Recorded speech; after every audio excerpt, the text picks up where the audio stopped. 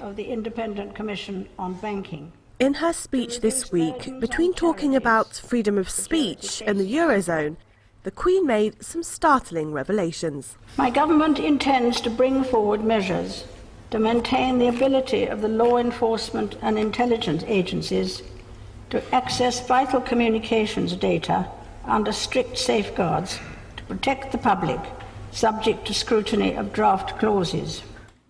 What that actually means is that controversial plans to store details of everyone's email, Facebook, text and internet use will be passed into law despite a furious backlash from privacy groups, and proposals for a massive extension of secret courts are to go ahead as well.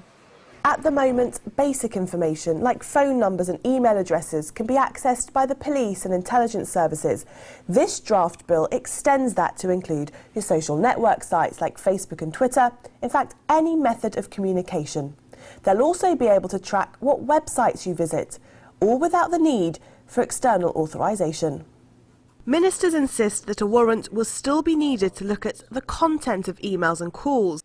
But civil liberties groups like Big Brother Watch have slammed the plan. We have a very simple reaction, is that democracies don't spy on their citizens, irrespective of whether suspected of any crimes or not. Before you could communicate privately in the same way as you use the post. But now, every time you send an email, there'll be a record kept of when, of who you've emailed. If you make a phone call, if you make a Skype call, if you use Facebook, every time you communicate with someone online, a record will be held of that. The Home Office says the move is needed for national security because the authorities currently have no coverage of a quarter of all communications data. The government has outlined a number of safeguards which they hope will ease fears. They include a 12-month limit to storing information and strengthening independent oversight.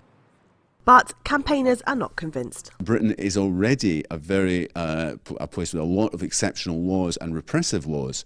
We have the highest number of CCTV cameras keeping tabs on us than any country in the world. It's got a very bad track record, Britain, of supporting civil liberties. The draft bill now has to go to Parliament to be debated. A similar attempt by Labour failed.